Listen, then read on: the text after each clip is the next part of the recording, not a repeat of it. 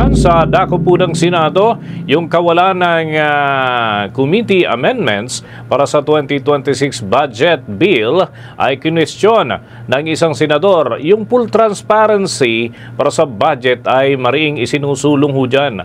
May update si Bombo J.C. Galvez. Sa pagsisimula ng period of amendments para sa panukalang 2026 national budget, kinwestiyon ni Senate Minority Leader Alan Peter Cayetano ang kawalan ng committee amendments sa 2026 budget bill. Iginit ni Cayetano, kung hindi rin maglalabas ng sariling amendments ang komite, tila nawala ng saysay ang buong proseso ng interpellation dahil wala namang nakikitang pagbabago sa committee report na kanilang isinusulong. Ipiniliwanag naman ni Senate Committee on Finance Chairman Senator Sherwin Gatchalian na ang kanilang committee report ang siya ng magsisilbing committee amendments. Dagdag ni Gatchalian, nagkaroon na ng technical working group na nagsuri sa mga panukalang pagbabago mula sa iba't ibang ahensya ng gobyerno at ilang senador at itong isinama sa committee report ng budget bill. Ngunit gate ni Cayetano, dapat ay may mga pagbabago rin sana sa committee report matapos ang mahaba-habang period of interpellation na isinagawa nitong mga nagdaang araw. Ipinunto pa ng minority leader na kung seryoso ang Senado sa pagsisikap nitong gawing transparent ang budget process, kailangan din itong ilahad kung sinong nagpasok ng iba't ibang pagbabago o amendment sa House General Appropriations Bill na nakapaloob sa isinumiting committee report. Iginit pa nito na hindi pa ito makikita sa budget transparency portal ng Senado at hindi maaaring half-transparent ang Senado kung tunay itong nagsusulong ng reforma sa budget process. If you're saying now that eto na rin yung amendments from the House, I want to point out that parang baliwala naman yung interpellation. At if we're going to say full transparency at eto na yung committee work, wouldn't it be fair that malaman natin? Kasi like ako, ni isa dito, wala akong amendment. Ni isa dito. But I'm a member of all the committees and subcommittee. But no one ever, I was invited to all the briefings, but I was never invited to make the amendments here. So I was thinking, may committee amendments ngayon, and then we can discuss it and vote on it. Diba?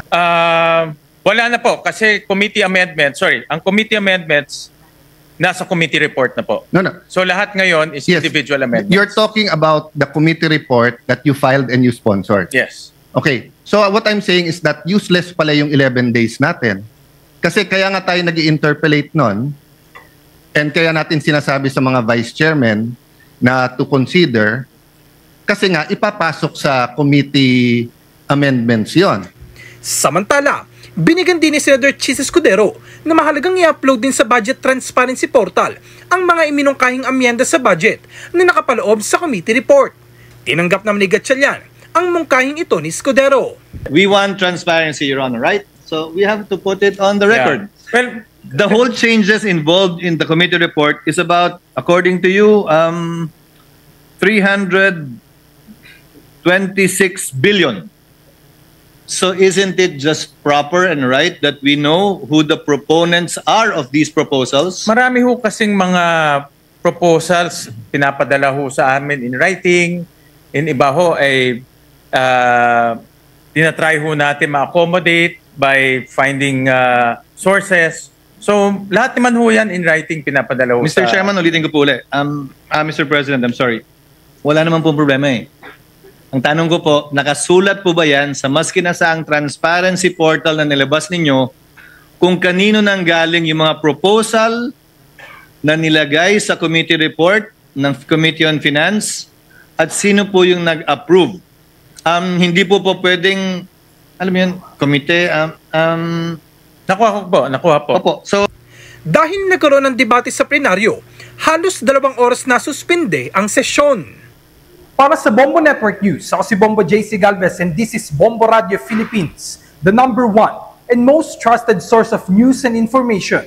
Basta Radio, Bombo! For the most trusted source of news and information, visit our website at www.bomboradio.com. Follow us on Bombo Radio mobile app, Facebook, YouTube, TikTok, and X, formerly Twitter.